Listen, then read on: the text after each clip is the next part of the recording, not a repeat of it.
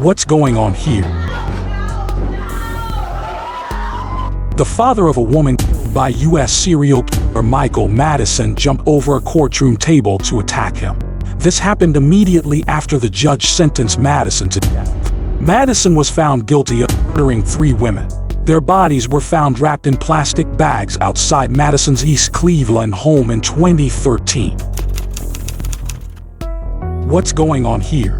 Joseph Cilier, sentenced to death, attacked his lawyer in the courtroom to put on a show. Cilier was convicted of murdering an 11-year-old girl and her nanny. His guilt was proven thanks to traces of his DNA found at the crime scene. In prison, Cilier wrote threatening letters and sent them to the mother of the girl he killed. The dude on screen, that's 41-year-old Daniel Villegas. At 16, they pinned a double-team homicide on him. From jump, Villegas claimed an El Paso detective forced his confession. They tried him 3 times for the crime, and he kept repping his innocence each go-round. After the second trial, they gave him a life sentence, but that got tossed later. Since 2015, Villegas was waiting for trial 3 and managed to father 2 kids in the mix. Now, he's about to find out if he's heading home or stuck behind bars for life. We, the jury, find the defendant Daniel Villegas not guilty of...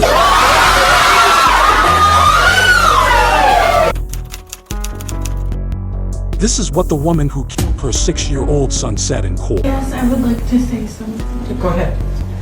I'm innocent. You all, you're garbage.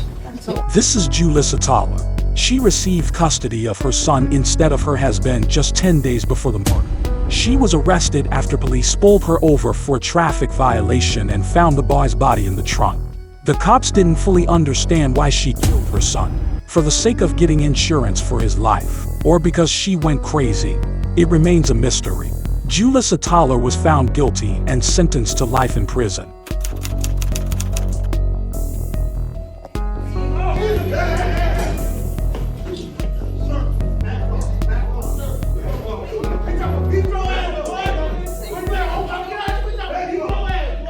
What's going on here?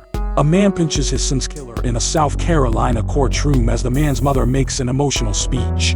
Lindy Jones, 22, pleaded guilty to murdering 18-year-old Willie Antwan Fields on August 2, 2019. He was sentenced to death. The slain teen's father, Willie Clay Fields, has been charged with contempt of court and assault and battery.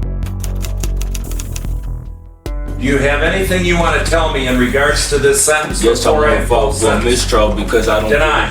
Suspect Stefon Robi defended himself in court. He was accused of killing his mother and sister. After the sentencing, Robi asked for a retrial because he believed the judge was distracted by his phone. Most of my motions didn't get passed because you were distracted. Well, that is totally untrue. Well, when she was on the stand, your phone kept going off a couple times and you kept asking her, was it her phone? When I came into the courtroom, I seen you on the phone. Not while the court was in session. Okay, but your phone was still going off and you were still distracted by the phone. No, that is untrue. This is one of the most egregious cases I've ever had. In 2015, Robi would be found guilty of murdering his mother and sister and sentenced to life imprisonment. What's going on here? This is footage from a courtroom where the transfer of convict Lucas Kendle from prison to a hospital is being discussed.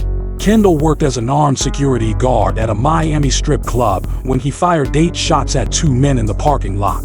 One died, and the other was left paralyzed. Kendle claimed that these men were rolling marijuana, and one of them threatened his life. Kendle insisted he acted in self-defense. When the lawyer in court stated that Kendle had mental health issues and needed to be transferred to a hospital, the father of the deceased man couldn't hold back his emotions and started yelling at the judge. He wasn't crazy. He wasn't crazy when he... More crime stories on the profile.